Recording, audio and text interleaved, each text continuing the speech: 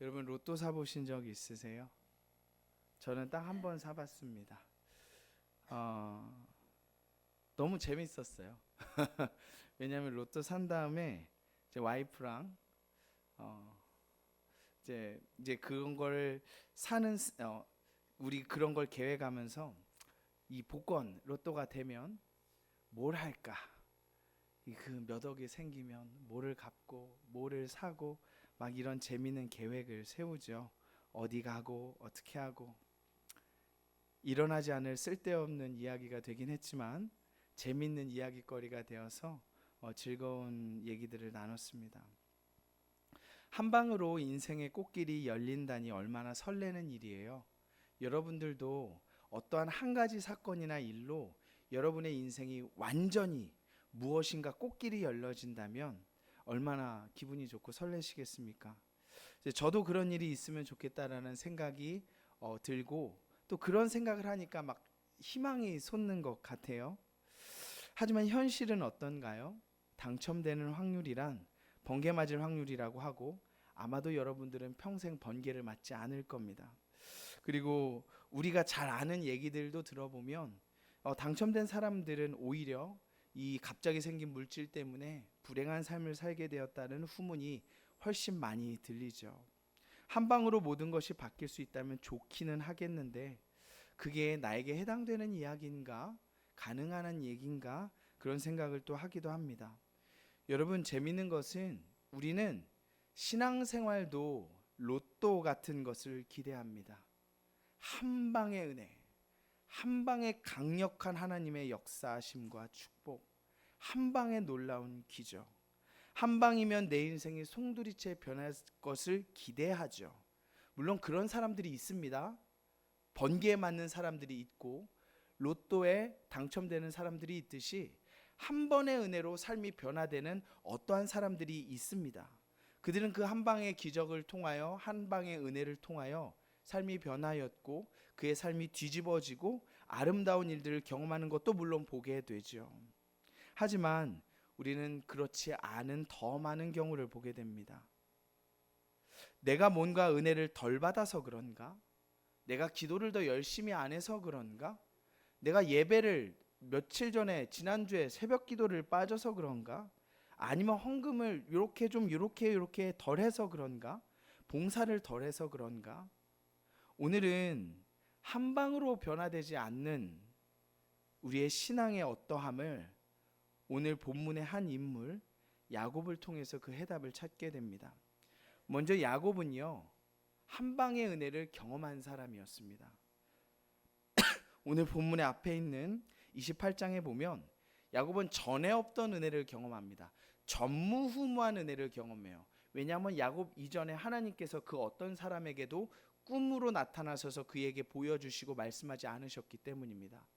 이 은혜가 얼마나 컸던지 하나님의 음성을 듣고 천사들이 사닥다리를 오르락내리락 하는 이것을 보고 그리고 하나님이 언약을 주시고 이것을 경험하고 야곱이 일어나서 했었던 반응은 두려움이었습니다.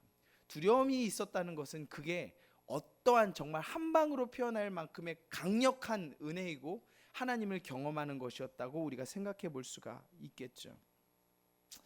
그리고 야곱은 좀 전에도 말씀드렸지만 놀라운 하나님의 언약 축복도 약속받았어요. 내가 너의 할아버지, 그 믿음의 조상이라고 일컬어지는 그 아브라함에게 주었던 축복, 너의 아버지 이삭에게 주었던 축복을 내가 너에게 그대로 줄 것이다. 그리고 28장 15절에서 볼 수 있는 것처럼 내가 너와 함께 있어 내가 너가 어디로 가든지 너를 지킬 것이고 너를 인도하여 이 땅으로 돌아오게 할 것이다. 이 신앙의 로또라고 볼 수 있죠. 전무후무한 은혜의 경험. 얼마나 놀라운 경험이었는지 두려워했다고 성경이 기록하지 않습니까? 쉽게 표현하자면 엄청난 은혜를 받았다고도 표현할 수 있을 것 같아요. 엄청난 은혜를 경험한 거죠. 자, 그렇다면 우리가 생각하는 것은 야곱이 이렇게 놀라운 은혜를 경험하였다면 이제 야곱의 삶은 어떻게 돼야 될까요? 로또를 맞은 것처럼 베델에서 두려울 정도의 은혜를 받고 하나님의 살아계심을 경험하여서 하나님께 제단도 쌓고 이렇게 했었던 야곱, 약속까지 받은 야곱, 그럼 이제 야곱의 삶은 꽃길이 열리고 다 된 것일까요? 우리는 이런 놀라운 은혜를 경험하고 하나님을 체험하고 경험한다면 이제 내 삶은 아무 문제나 걱정 없이 꽃길이 놓일 거라고 생각합니다. 그럴까요? 오늘은 우리가 본문에서 야곱이 자신의 외삼촌 라반에게 속아서 7년이라는 세월을 허비하는 것을 보게 됩니다. 야곱은 하란에 사는 야곱의 어머니 리브가의 오빠였습니다. 삼촌이죠. 이게 야곱이 먼 곳을 떠나서 640km가 넘는 거리를 가서 삼촌의 집에 도착하여서 삼촌의 둘째 딸 라헬을 보았고 라헬의 아름다움을 보았습니다. 그래서 둘째 딸 라헬과 결혼하기를 원했어요. 하지만 삼촌은 이 야곱을 속여서 첫째 딸을 먼저 야곱과 결혼시켰고 그 일 때문에, 이 속은 것 때문에 7년을 야곱은 또 긴 세월 동안 삼촌을 위하여 아무 보수 없이 일해야 했습니다. 분명히 하나님께서 약속하셨잖아요. 28장 15절에 내가 어디 가든지 너를 지키고 너와 함께 하겠다. 근데 야곱은 왜 속았습니까? 여러분 7년 속은 거 그래도 아내 얻었으니까 그럴 법하지라고 생각하실 수 있겠어요? 여러분 생각해 보세요. 지금 앞으로 7년이면 여러분의 삶이 얼마나 달라져 있겠습니까? 이 짧은 시간이 아니거든요. 삼촌에게 속은 것 때문에 7년을 그냥 날려버렸어요. 1년이 아니라 7년입니다. 하나님이 함께 하셨다면 그 귀한 7년을 낭비하지 않도록 지켜주셔야 되는 거 아닙니까? 아무 문제 없이 하나님이 도와주신다고 했으니까 그냥 삼촌을 잘 만나고 잘 결혼해서 행복하게 잘 살아야 됐다고 우리는 생각하죠. 하지만 왜 이런 고난이 어려움이 야곱에게 찾아왔겠습니까? 여러분 이것이 우연이었을까요? 그럼 하나님이 그를 버리셨겠습니까? 29장 1절에서 오늘은 읽지 않았지만 19절을 보면 우리는 하나님이 야곱과 함께 하시고 그를 인도하셨다는 것을 인정할 수밖에 없어요. 왜냐하면 야곱은 혼자서도 무사히 640km가 넘는 거리를 안전하게 여행해서 하란에 도착했습니다. 이 길은 야곱이 한 번도 가본 적이 없는 길이에요. 아무도 돕는 사람이 없었지만 안전하게 하란에 도착했습니다. 어머니와 그리고 할아버지의 고향. 한 번도 가보지 않은 땅에서 또한 자신의 아내가 될 라헬을 단박에 만났으며 또 이 라헬을 통해서 여기 왜 왔어요? 삼촌 집에 갔잖아요. 근데 문제 없이 그냥 도착하자마자 또 그 라헬을 만나게 되고 삼촌을 또 바로 만나게 되죠. 이것을 보면 이게 우연이었겠습니까? 아니죠. 너무 수월하게 안전하게 야곱은 하는 일이 술술 잘 풀렸습니다. 우리는 이것을 통해서 하나님이 야곱을 인도하셨다라고 고백할 수밖에 없는 것이죠. 그리고 하나님께서 야곱에게 약속하셨던 내가 너와 함께 하겠다, 내가 너를 지키겠다라는 이 말씀을 이루셨다는 것을 확신할 수 있게 되는 것이죠. 하나님은 신실하십니다. 그렇죠? 반드시 그 약속을 지키신 분이세요.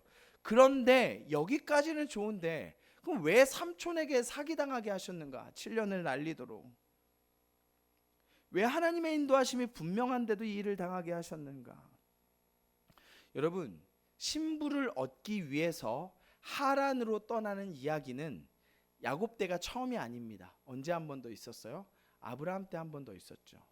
그런데 아브라함 때, 물론 아브라함이 직접 가지 않고 아브라함의 종을 보내서 자기의 아들 이삭의 신부를 찾으러 하란에 보냈죠. 근데 이때 아브라함 때 신부를 얻기 위해서 하란에 가는 이야기와 오늘 본문에서 야곱이 하란에 가서 신부를 얻게 되는 얘기는 큰 차이가 있습니다. 여러 사실간의 차이도 있겠지만 어떤 차이가 있냐면, 제가 여러분과 나누고 싶은 어떤 차이가 있냐면, 아브라함은 하란으로 종을 보내서 자기의 그 귀한 아들, 100세 얻은 아들의 와이프를 얻기 위해서 그 종을 보낼 때 굉장한 믿음으로 보내요. 하나님께서 인도하시고 하나님께서 주실 것이다. 믿음으로 그것을 보냅니다.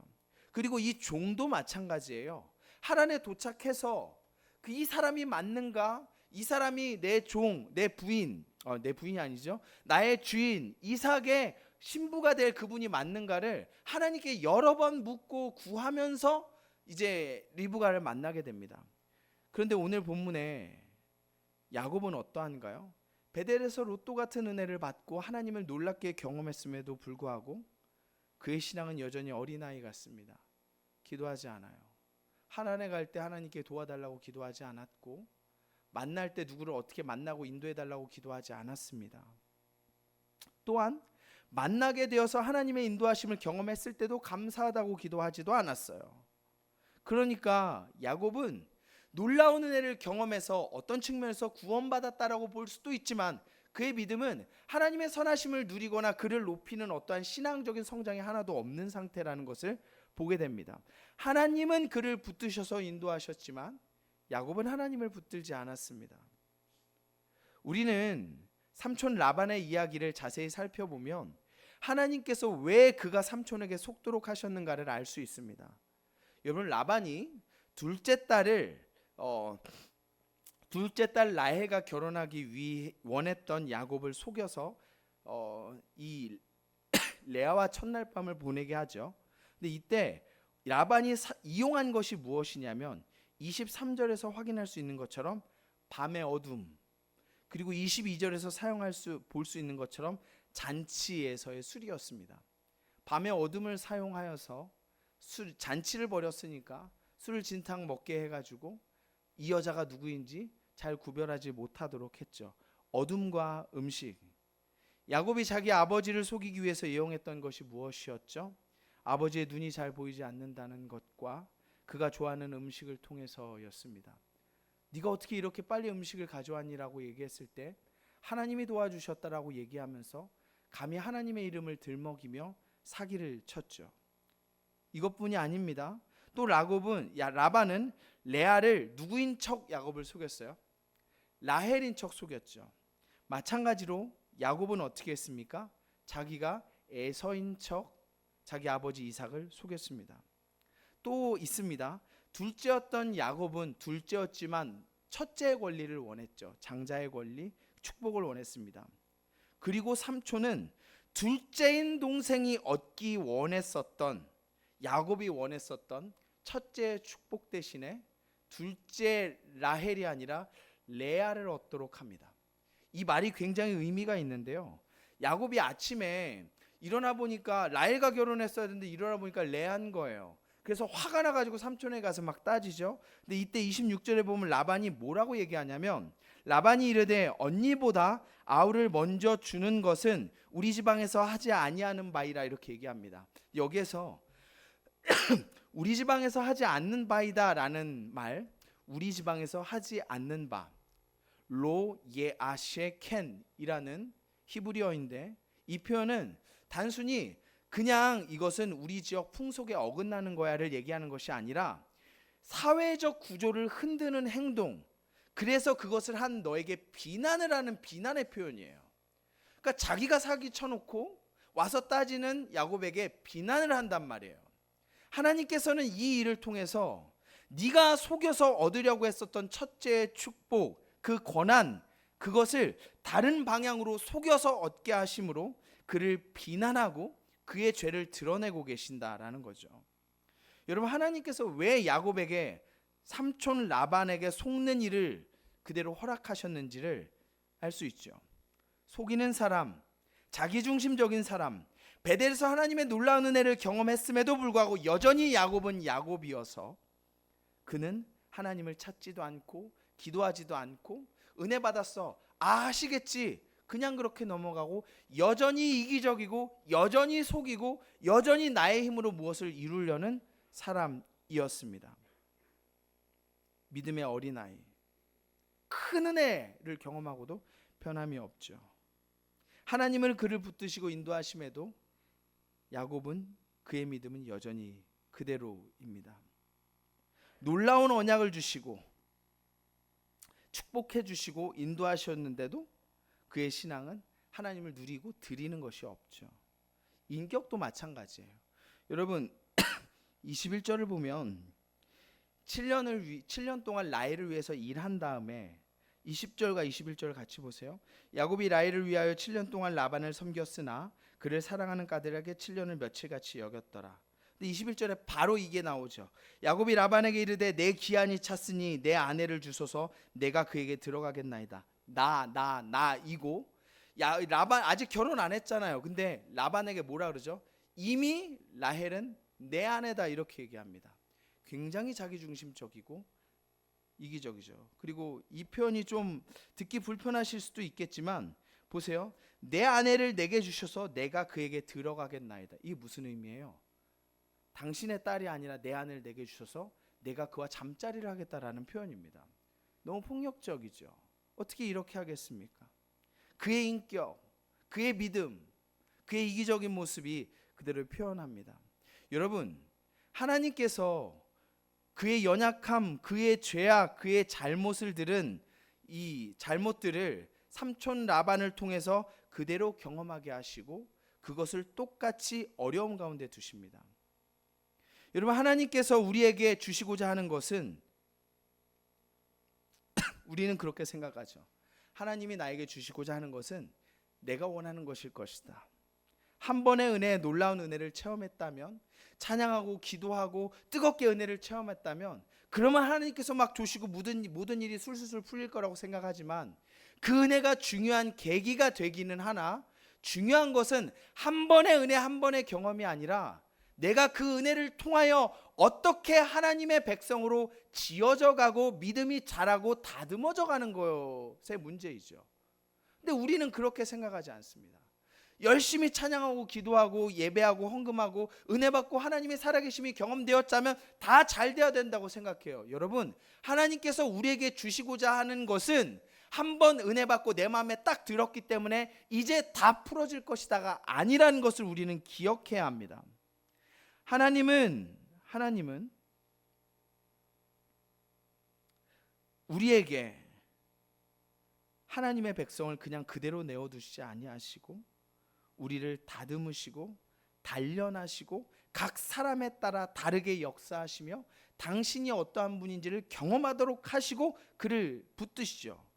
여러분, 이게 하나님의 목적이에요. 그러니까 우리가 하나님의 은혜와 체험과 무엇에 대해서 굉장한 오해를 하고 있다는 것을 보게 되죠.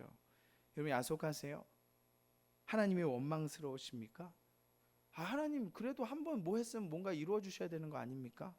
놀라운 것은 하나님은 이 야곱에게 그의 죄와 연약함을 만드시고 경험하게 하는 이 시련을 주시면서도 이 시련을 통해서도 하나님의 뜻을 이루세요. 원치 않았지만 레아를 아내로 얻었기 때문에 라헬과 막 경쟁하게 되어서 야곱은 70명의 가족을 만들게 됩니다. 그리고 그 70명의 가족이 어떻게 돼요? 자기 아들 요셉 때 이집트로 들어가서 한 민족을 이루게 되죠. 이게 하나님의 역사하심이에요.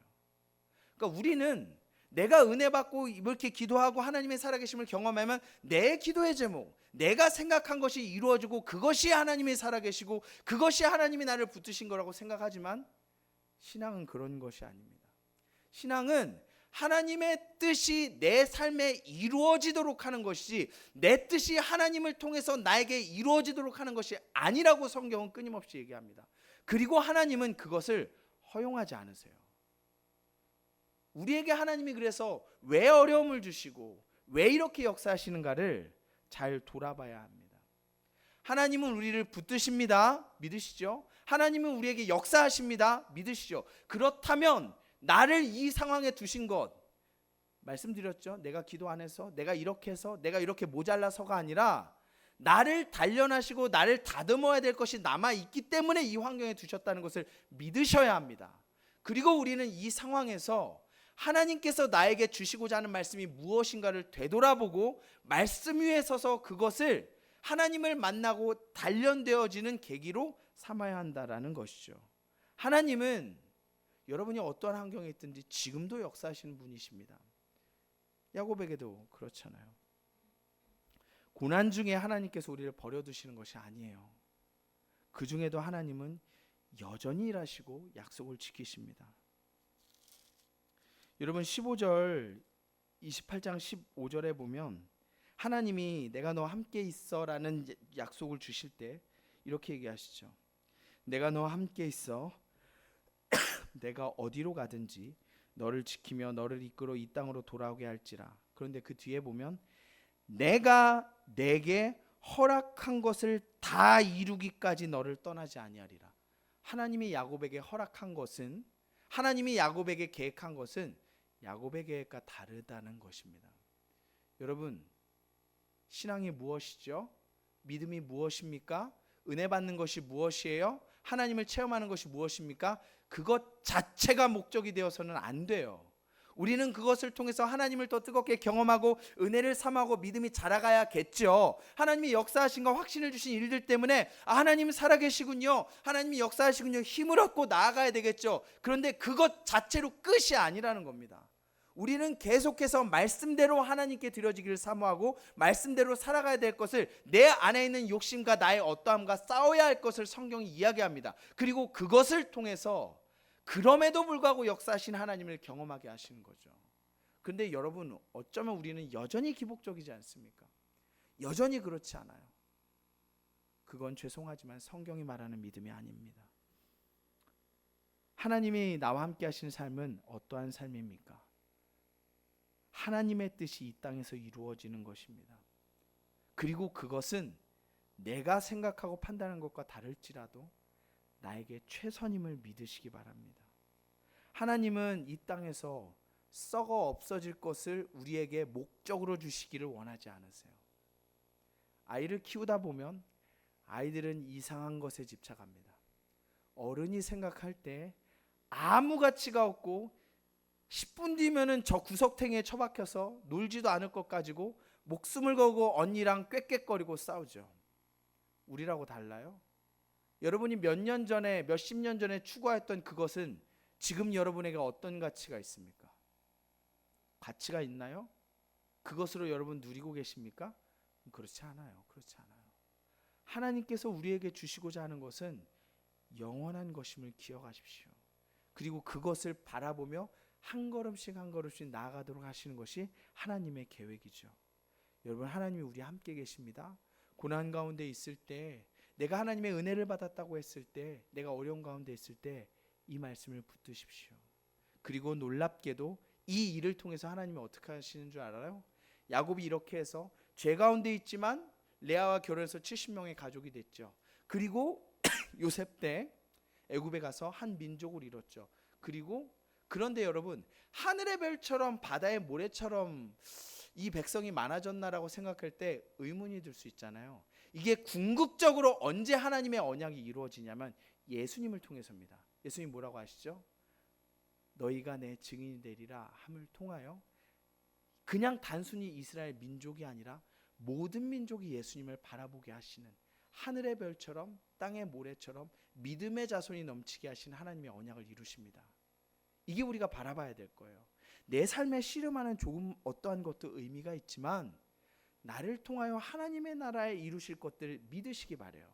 순종하는 길 가운데 하나님이 그렇게 역사하십니다. 그리고 그것을 사모하십시오. 우리가 해야 될 것은 흔들리지 않는 믿음 위에 서서 말씀대로 살아낼 것을 싸워야 하는 것입니다. 은혜 받은 성도님들, 구원받은 성도님들, 믿음이 무엇인지를 붙들고 고민하며 하나님의 은혜를 누리시기를 바랍니다.